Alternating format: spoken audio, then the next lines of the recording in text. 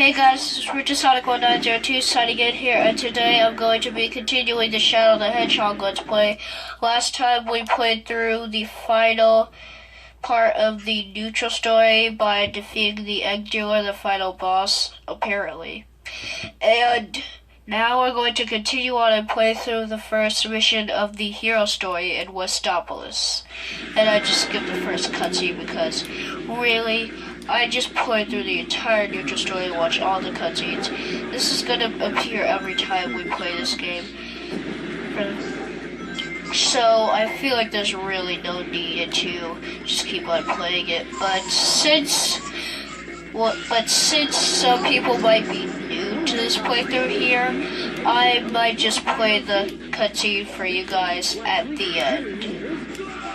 Well, I'm just going to take it off of somebody else's YouTube channel, but I'm going to mention that it's from somebody else's YouTube channel, but yeah. Anyways, we're in Westopolis, and it's still pretty much the same. We're still destroying aliens and sometimes some gun troops, even though that's not our main objective. And we're trying to fill our red meter, our dark meter, and our hero meter, even though we're gonna be filling our hero meter a lot, I guess. But we're not gonna be using the hero meter because, honestly, this is not the neutral story. It's the hero story, and it involves killing all the aliens, and that's gonna take a lot of time because the aliens are scattered. The aliens aren't scattered all over the place. They're playing really specific positions, and some of them are really small, like the flying ones. I could barely even see them, and that's why it took me so long to find Alien 45. But yeah, some of them are big and muscular, so it didn't really take me long to kill all of those. But yeah, this is Westopolis, alright, and this is how the hero mission's gonna be. We're gonna be killing aliens and doing a bunch of other side objectives and stuff, and we're just gonna be doing pointless stuff, and we're just gonna be watching cutscenes. It's the same basic gist throughout all the stories. You do missions, watch cutscenes, yada yada yada, repeat till the credits rolls. Yeah, I guess that's kind of the basic gist of Shadow the Hedgehog. So yeah, we're kind of near the end of this mission, even though it's actually gonna be a while until we find the 45th alien and kill it, because seriously, some of these aliens are really small and hard to see, like the flying things, and that's the flying alien is actually the 45th alien, and it's really small. It's really small, so you don't really notice it, and that's exactly what happened. I kept on looping the level around and around. I technically turned the level upside down, trying to find the 45th alien, and then when I realized where it was, I was just so mad. And hopefully the rest of these hero story missions are not this tedious and require this much backtracking. Hopefully. I'm just praying to God. I'm just praying to God that the rest of the hero story's missions are not going to be that hard. And this is why I like the neutral story. This is why the neutral story is my favorite story, because you could just go to the end of the level. And honestly, that's what I want to do in a Sonic game. I don't want to have to keep on replaying the level just to kill a bunch of aliens or find 5 secret discs or something. I just want to play the level and get to the end of it. And I know in Sonic Heroes, I like Sonic Heroes, and I know that in that game, TK outside those missions, and the missions where if you didn't get all of everything you needed, you were sent back to the beginning of the level. But at least that wasn't so tedious, and I could And I could easily do most of the missions on one run without having to get sent back to the beginning.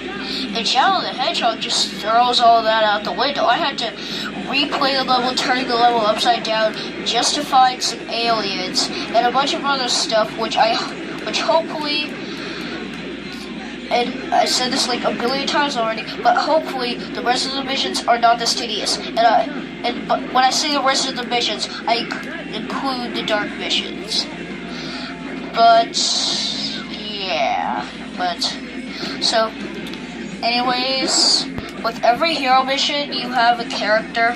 You have a character by your side, and in this level it's Sonic, and he's my favorite character in this game, even though the main character Shadow, I only barely see any of Sonic, especially if you're not playing through the neutral and dark stories, but yeah. And this is why like 80% of the level comes into play. There you go, folks. There's a lot of backtracking in this. There's a lot of backtracking required for me in Westopolis, the hero mission anyway, so get ready to see a lot of backtracking. And the only reason why this video is like 10 minutes long is because of all the backtracking. If I had just saw that flying alien, I would have just, destroyed it. So I would have had to do all this tedious stuff. My God, like I really want to curse, but I'm a kid, so I really can't, because I just get really mad. And like I mentioned before, probably, I like this game. I like this game. I'd even call it one of my favorite Sonic games, but of course, this game has its flaws. This game has its own problems and flaws. You have no problems and flaws in this game. Are they the exact same thing? But anyways, this game has its own problems and flaws, and it just really bugs me. It really just makes me upset that one of my favorite Sonic games has this much bugs, this much flaws in one stage of the game, depending on how you're playing it. But yeah. Anyways, just be prepared to see a lot of backtracking for the rest of this video. So just you've been warned. But anyways, the next video might be a continuation of the Sonic and the Secret Rings playthrough, and we'll be playing through Dinosaur Jungle. So stay tuned and watch out for that. So yeah. But anyways, I should probably talk about the aliens. The leader of the Black Aliens is Black Doom, who is usually following you in the dark missions, as you'll see when I get to the dark story, which will probably be like in part 20 or something. I don't know how long this playthrough is gonna be, but it's gonna have a lot of parts, and it's probably gonna be the longest playthrough I've ever done on the channel for now. Because honestly, there are a lot of other longer Sonic games out there that you can play. That some might be popular, and some might be mediocre, some might even be spin-offs, and some might even be from the main series, like Sonic 3 and Knuckles. Even though it's not really part of the main series, it's just two games of the main series put together to make one game, so I guess you could say it's part of the main series. But anyways, like, I watched a review of Sonic 3 and Knuckles, and it was made by Cooper Castile, and he said that once you finish the game with all the characters and reach the final boss of each character's story, you should have had about 9 hours put into the game. And well, if I had to guess, then this playthrough full playthrough of Shadow the Hedgehog would probably take about 8 hours. So if this game were about an hour longer, it would have been tied with Sonic 3 and Knuckles. But if it were like like 2 hours longer, it wouldn't be in that game. Well, we're about to find the last alien, thankfully. So I might as well just end off this video. Go check out Sonic Boom Rogerified 2 and Sonic Boom Rogerified by Roger Van Day or Liddy or something. Maybe he's French or something because it sounds like a French name. But whatever. Also check out Sonic Glass World and question mark.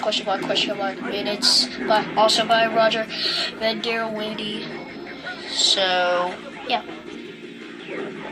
So this video is about to come to an end in like 24 seconds, so I should probably end it off clean. So that was the video. If you liked it, don't forget to comment, rate, subscribe, check out my other videos. And before you watch this video, and I posted a trailer to this video, even though that would not be helpful right now. But anyways, that was the video. If you liked it, don't forget to comment, rate, subscribe, check out my other content. See you guys in the next.